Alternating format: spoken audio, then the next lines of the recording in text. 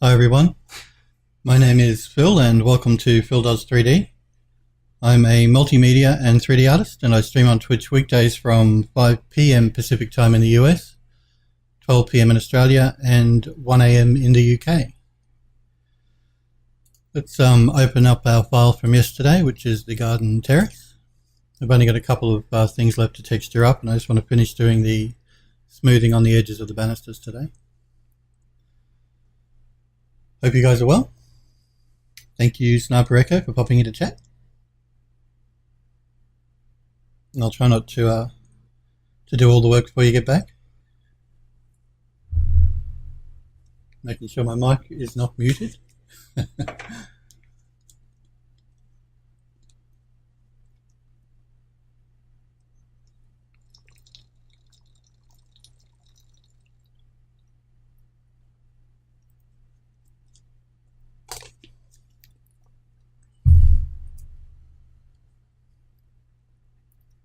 So we finished off texturing up the banister railings. I'm going to, and we started doing smoothing of the edges. We'll finish that off and then we'll jump into doing a texture on the two pieces of geometry that are left. And as soon as Max decides to finish loading up my file. Okay. Let's go full screen here so we can get a better look at what we were doing. So yesterday we were smoothing up the edges of these banister railings here. We've done the outer curved pieces. We've still got just a couple of pieces left to do.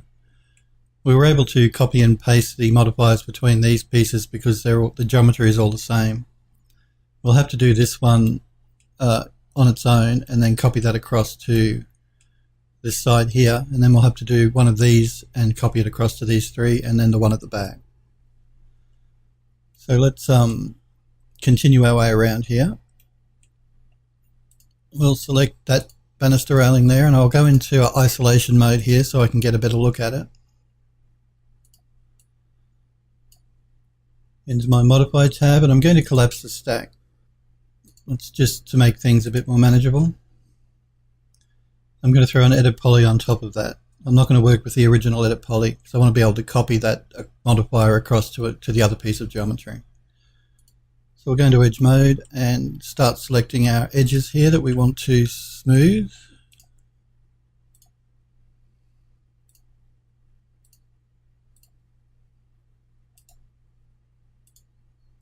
Now I'm not going to select any of these inner edges, only these add ones.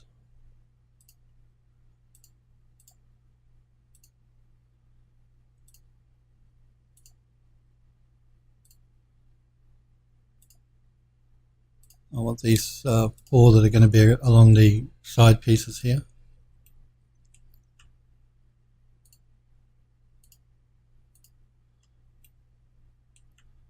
I want that one. I want to get this top edge here and that back edge there. These side pieces, that front piece and bottom piece. That's shadowing, that's not in the texture, that's just Max's low quality shadowing. Because I have to use DirectX 9 because DirectX 11 under Windows 10 with the current NVIDIA drivers anyway is problematic. So if you're wondering what those black marks are, that's just the shadowing in Max. See, disappears when we angle it around. That wouldn't happen if I was working in DirectX 11 mode, but like I said, I have to work in DirectX 9 mode in Max because of the drivers, and NVIDIA haven't fixed their drivers yet. I wish they'd hurry up. It's been a while. That one. So if any of you guys are streamers and you're having problems with Max crashing, if you're a creative streamer, switch it to DirectX 9 mode in the viewport tab here. Just go to customize, preferences, and then viewport. And down here, you choose your driver and choose the Direct3D 9 driver. That'll stop any crashes from happening. You may not be having crashes. It seems to be specific video cards and Windows 10 anniversary update, mainly. Alright. We want that edge there and that one there, that lower edge there, that edge, that one, this one, and the back edge. I'm not going to do these bottom edges here because this is where it butts up against the tiled balcony, the top balcony. So want to do this edge along here. Again, not the inner edges, only the outer edges. That back one there.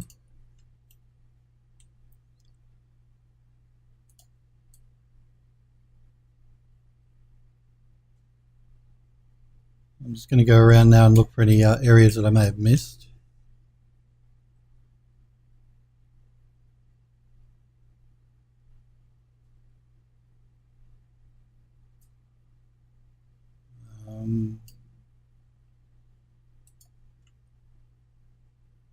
Maybe these two in here as well.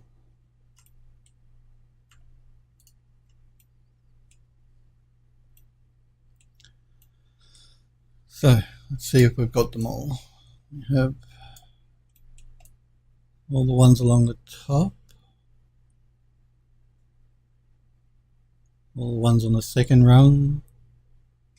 I missed that one up there.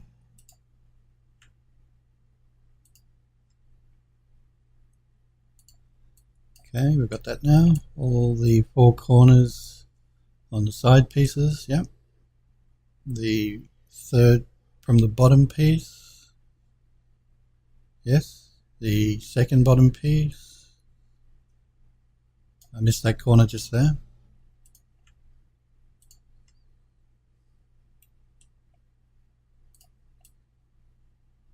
I'm also going to do these ones here at the base of those side pieces too.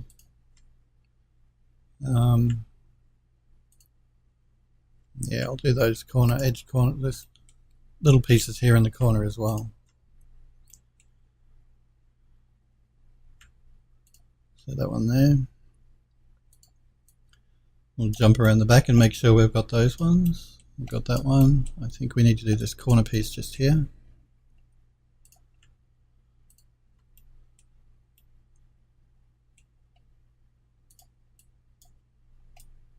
And I need to do that outer edge here and here. Again, I'm not doing these bottom edges though. And I'm not doing the interior pieces. That's not an interior piece, that's actually this top ledge here. So I'm not doing that one in there. Just in case you're getting confused seeing that.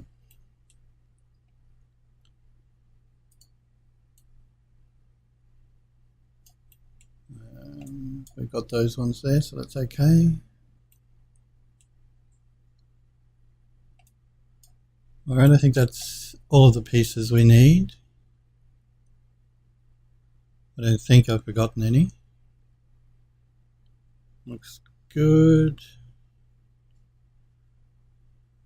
Alright, let's jump out of isolation mode.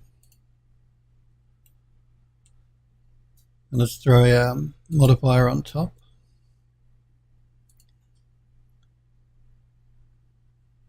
Now, because I couldn't copy that modifier from the one that I've already done to this one, I'm just going to select this one here and look at my settings so I can copy them across. So 0.14, 4 and 0.4. So 0.14, we want 4 segments and a tension of 4. Well, not a tension of 4, tension of 0.4. It only goes from 0 to 1, so 0.4. And that's just so that we can keep all of these banisters looking identical. Alright, so now that we've done that one, we can select these two modifiers in the stack and we'll copy them. And this is just for the benefit of anyone that wasn't here yesterday while I was doing these rounded ones. We're going to select that one there. It's the same geometry, straight piece. I'm going to collapse the stack again. And I'm going to paste. Now you have an option of paste instance, which would mean if I change that first modifier, it would show up on this one as well. Now, I'm not going to be changing the first modifier, but if you think you might, then paste instance. I'm just going to do a regular paste. That saves us having to select all those pieces individually again. But we're going to have to do one of these inner curved pieces. So we're going to select that and we'll do the same thing. We'll go into our isolation mode. Again, I'm going to collapse the stack. Hey, iRay, how's things? No, I don't use Octane. No. Octane is the renderer, yeah? Is that, I'm not familiar. I've heard of Octane. I haven't used it. Is that a renderer? Like Mental Ray and that sort of thing? Or is it a specific program? Let's throw down an edit poly.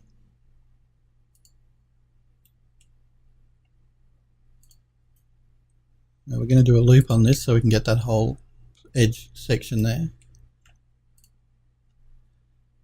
Right, yeah, no, I don't use Octane. I use V-Ray generally. Oh, it's a render program. Yeah, I thought it might have been. No, in Max I generally use V-Ray if I want to do any rendering. And then of course I use for my environment renders I use Eon View usually. So if I'm doing beauty renders with a full 3D environment, I'll use Eon View. If I'm just doing product shots, I'll use V-Ray in Max. Yeah, multi-GPU. That's really cool. Is that in a like a full-on trace mode, not in like because I know that in V-Ray you can use the GPU as well, and it's what do they call it? Not in its renderer side of things, but in its live preview side of things, like an iterative renderer. But if Octane, you can actually do it in the actual renderer, then that's pretty cool. Because it certainly speeds up your render time. I think V-Ray call it V-Ray RT for real time. But that's not not everything that's available in the actual renderer you can do in the real time environment. I'm just not sure if Octane is like that or not.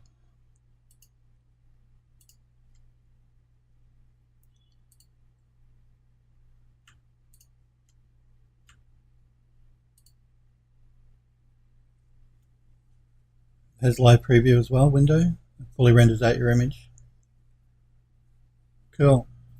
Yeah, like I said, V-Ray have their V-Ray RT, their real-time environment as well.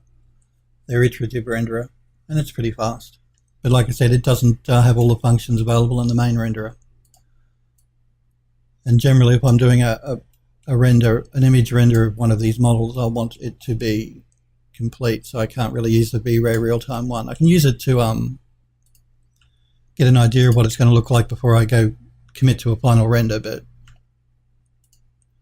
it doesn't have all of the functions that the main renderer does. I'll have to look into Octane though, check it out. I have heard of it, like I said, I haven't used it. My rig is an i7 2600K, an Intel processor, and I'm using a GTX 1080 video card. So nothing particularly special. Seems to handle everything I throw at it fine. That's the machine that you see me working on now. I also have another 2 machines that I bring into a render farm. And one of those is an AMD processor. I can't remember the processor name. It's an 8-core processor. Sorry, it's a 6-core processor. This is an 8-core processor, hyper-threaded. And then I have another i7 5600, I think it is. 7600, sorry. That I bring in to do when I'm doing a render. I usually pull those in when I'm working in Eon View to speed that up a bit because that render is really slow. But yeah, the rig you see me working on now is just an i7 Intel processor and a GTX 1080 video card.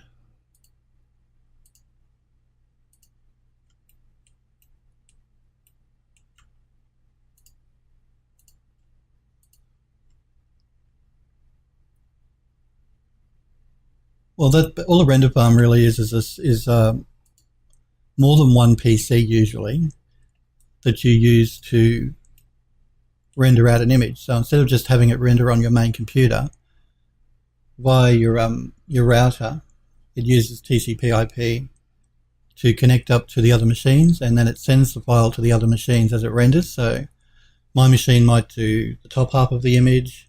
My second machine here will do the bottom half of the image. My third machine over there will do maybe the middle part of the image. So all of the computers working together to render out an image. It just speeds up the rendering.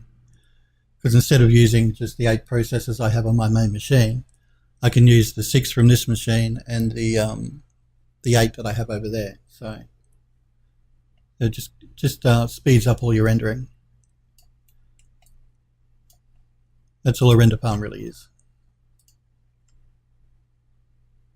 It helps, particularly like I said, if I'm using Eon View, which I do use a lot to do the environment renders, it can be really slow, that program. I mean, it has a lot to deal with. It's working with physically based lighting and particle atmospheres. So I'm not bagging Vue. Vue's a great program, but it has a lot that it has to deal with, so it can take a while to render it out.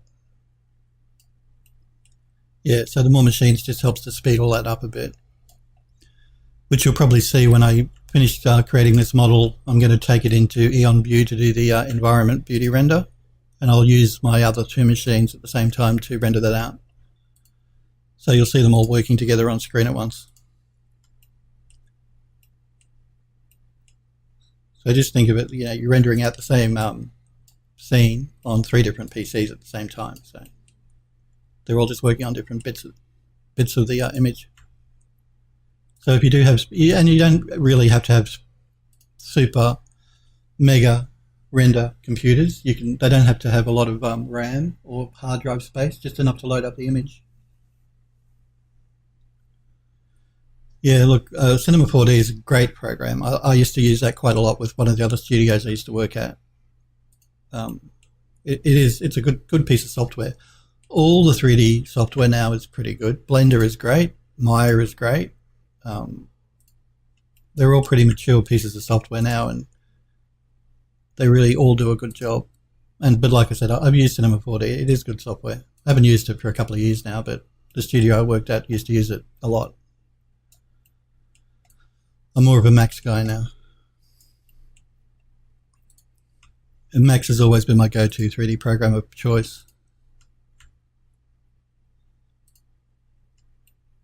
That's basically because I do a lot of hard surface modeling environment work and not animation. And I know that Maya is big in the animation department for people that do that animate.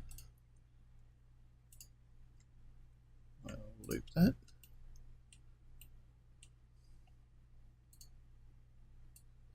So you like using Cinema 4D, RA? Appropriate username too. Got that one there.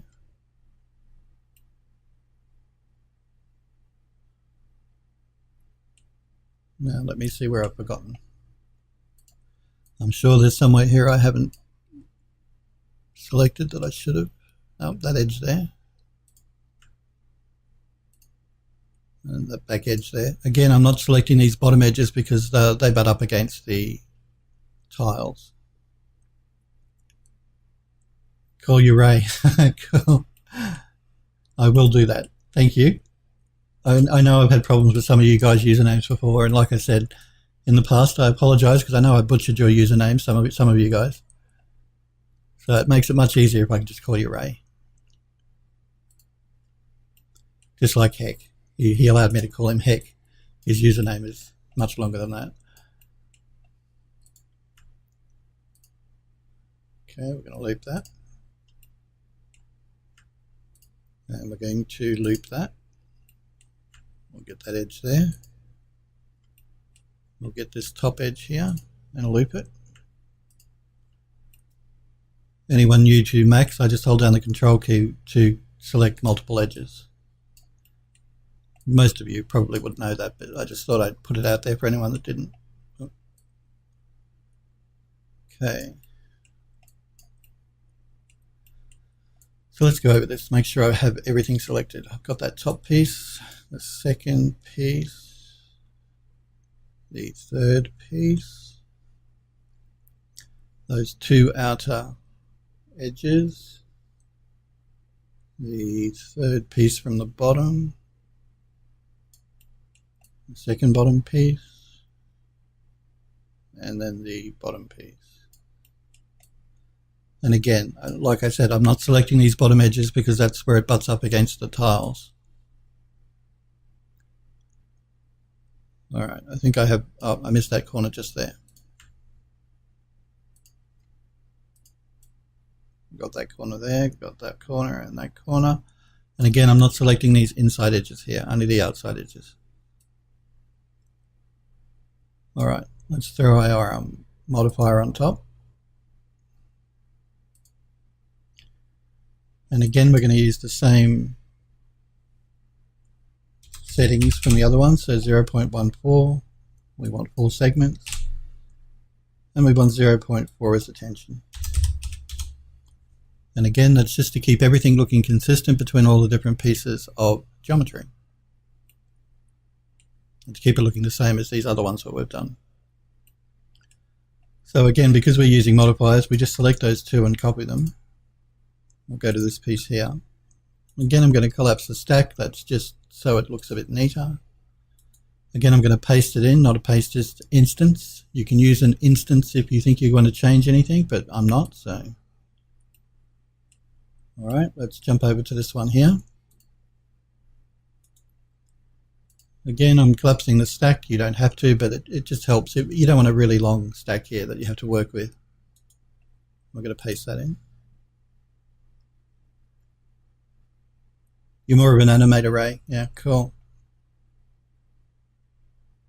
Yeah, I like a good mate of mine is an animator. And some of the stuff he creates is just amazing. Like I said to him, I'm not that great an animator. I'm more of an environment artist and hard surface stuff. And I'm always jealous because he gets to bring things to life.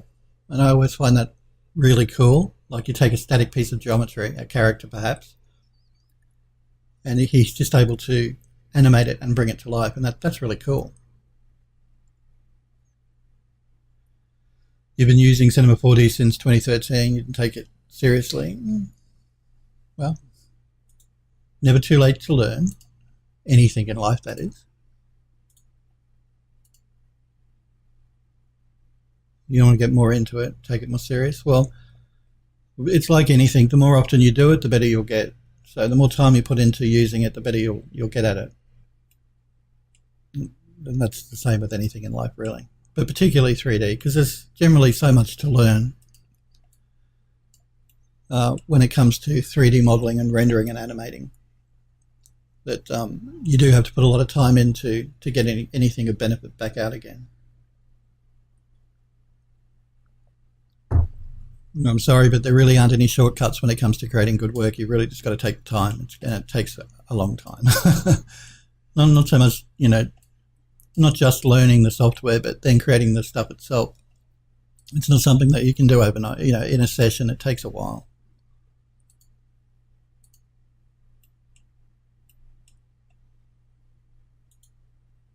But stick at it, keep using it, and eventually, I remember when I first started learning 3D software, and I started with 3D Studio Max. This was back in the DOS days. So it wasn't even called 3D Studio Max then. I remember looking at the program and thinking, geez, how am I going to learn all of this? Because there's buttons everywhere, there's submenus everywhere, there's modifiers. Just the modifier list itself is huge in Max. But you just take it bit by bit, start off slow, and eventually you get to remember everything, can learn everything. You're all about quality. No, well, that's exactly right. And, you know, it's funny you say that because most of the studios I've worked in, they want you to create work as quickly as you can because they're on a deadline, and they'll want you to release stuff before you think it's ready. So I remember working with one guy, and he said, "How do you know when it's ready?" And I said, "Well, it's never really ready." And that might sound cliche and trite, but it's not. That's true. I'm never really satisfied with anything that I've done. I would always like much more time to work on something. You just got to cut your losses at some stage, though, and say, "Well, I'll have to leave it there. I can't keep going anymore." Nope. I want to put an edit poly modifier. I don't want to work with the base because I want to. This one probably wouldn't be a problem because we're not copying it around, but I'll stick to what I've done and throw a modifier on top. So yeah, I'm the same. If I'm not happy with it, I won't release it, and I'm never completely happy with anything that I've done. I always want more time to work on stuff. They just won't let me.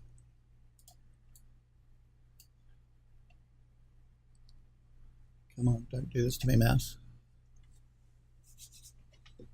All right. It's a good philosophy to live by, though. Don't do anything until you're happy with it. Don't sign off on anything until you're happy with it. How long do I take to render out one image? It depends on what, how complex the model is that I'm rendering and what the environment is. Let me throw up some of my work. Hang on. And I'll give you an example of how long different things have taken. So we'll go to my website and into my gallery. Come on. It's taking a bit longer to load because I'm streaming. But all right, so let's pick an image here and I'll tell you how long it took me to render. Now remember, these renders have been done in Eon View, so I'm using that as an example here, not V-Ray or any other renderer in Max. This image here of the Gothic Volley, it's all 3D, the trees, the environment, and using my 3 machines, this image at 2560 by 1440 resolution took, I think it was about 3 hours. So it will really depend on how complex the scene is, how much 3D stuff you have going on, and what renderer you're using, and how many machines you're using as to how long it's going to take. But using my 3 machines in Eon View, this took 3 hours. This one probably only took about an hour and a half. This one took about 2 hours, again because of the 3D environment. This one is a cheat though, and I'll get into how I did this when I start rendering in View. This one took 2 hours because I cheated in part of it. And like I said, I'll show you what I mean by that when I go into View. Yeah, that's just it. All of these individual blades of grass, because this is all 3D, on all of these trees here, and even the water itself, it slows the render time right down. If you're just rendering out the model itself, like I know I did still shots of this bridge, say in Max in V-Ray, to show people on when I put it up for sale on Creative Market, I show people what the model looks like on its own, as apart from in the environment. They didn't take very long at all. They took about maybe 15 minutes. That's just the bridge though, on its own in Max using V-Ray. And that was using 2 machines, not 3. Yeah, so it does. Again, it just depends on the environment really, how much geometry is in the environment. See, that has a lot of geometry, and all of this ivy is 3D, so yeah, it can take a little while. If you're doing animation work, maybe a little bit more because you're working with multiple frames, so it's not just rendering out a still image. You've got to render out a series of images to get it to animate.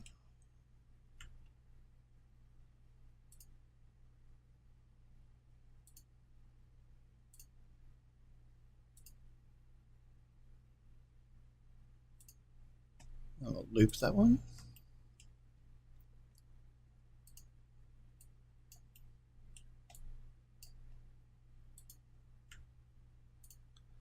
Okay, we'll loop that one.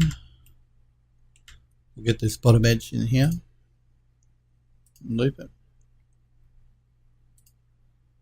And these edges just here.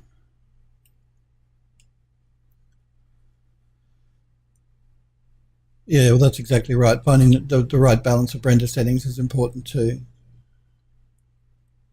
No, well, yeah, and one frame can easily take 5 minutes in view because of all the 3D plant geometry. But there are tricks you can use to bring that time down. Like I said, if anyone that does use Eon View or wants to use it, they do have a free personal learning edition that you can download and use to try it out. If anyone does use that program, I'll show you some tricks you can use, and you can use this in 3D software, any 3D software really, to speed up your render time.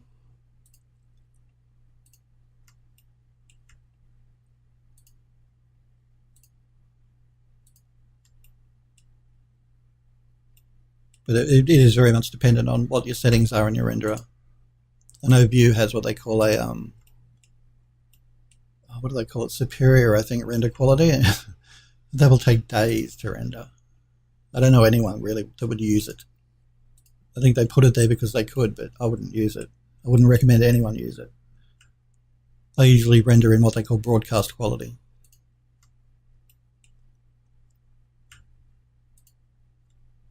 In Eon View, that is.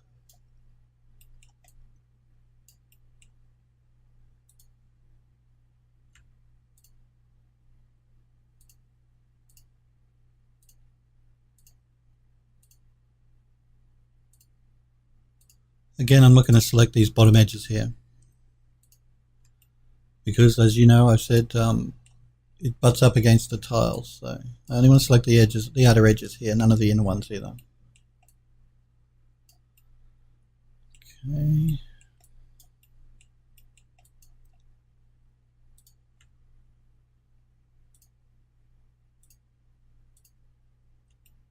So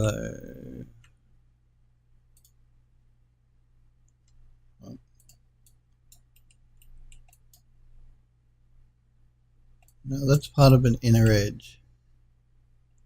So I'm actually not going to select that. I'm going to hold the Alt key to remove that selection. You could slice the mesh here and select it that way, but I don't think it'll be noticeable.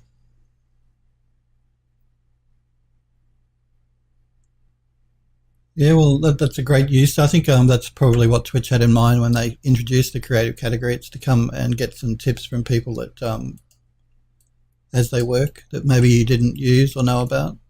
I know I've picked up a few things by watching some of the creative guys.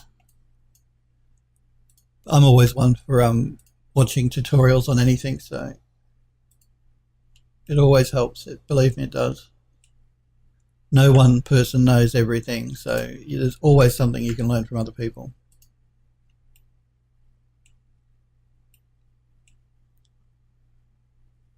I guess the same with this edge here. I'm not going to select that because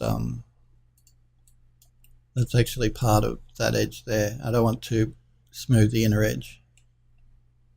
And like I said, it's a small part of the geometry. You're not going to notice it. I will select that one there though, because that's part of this side piece. You're not going to notice it. If it really bothered you, then what you would do is you would slice the mesh here, and then you could select just that corner. I wouldn't worry about it though particularly. That's just my opinion though. I will select that edge there, and that edge in there, and that bottom edge just there. I'm not selecting these inner edges. Now I'm going to go around the mesh to make sure I've got everything and I haven't missed anything. So the top section is okay. The second one is okay. The third one is okay. Let's have a look at these two edge pieces here. That's okay. And this one down here.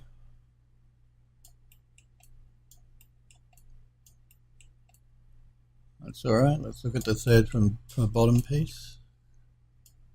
Again, I'm not selecting that edge there because that will select that entire row through there.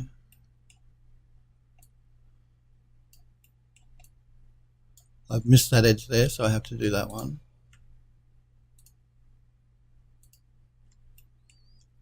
I've missed this row here, so I have to do that one. That corner piece, and that top piece, and that side piece, as well as this top edge here. Not the inner edges, just the outer ones. Okay, we've got all those.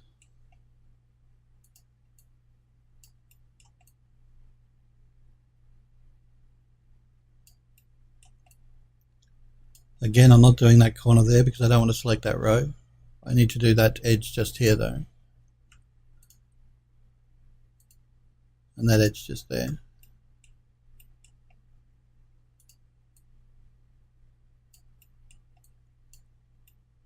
Okay, I think we have them all now though. Again, none of the bottom edges though. So let's throw on our modifier. And we're going to go to 0.14 for the amount, 4 for the segments, and 0.4 for our tension. Hey Sniper Echo, how's things? Good to see you back. Okay, let's exit isolation mode now. You didn't miss much. I've just been finishing up, softening up the edges of these banister railings to match the ones we did yesterday.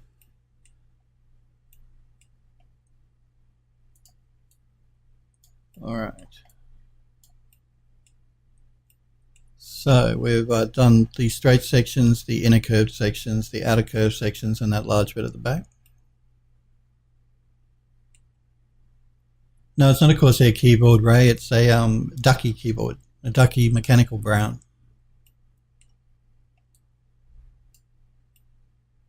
I do like the Corsair keyboard, but no, I love my Ducky.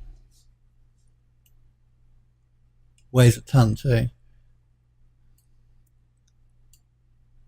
Sorry for the clicks. I've got my mic as far away from it as I can get it, and I use brown switches, so it's as quiet as it can be. But I need to use a mechanical keyboard now. I can't go back to using one of those membrane keyboards. Just can't do it. Okay, now I'm just checking if I've softened everything. I know I did these columns, and I know I've done the banister railings now. I know I did the banisters here, and I know I did these and these. Yes.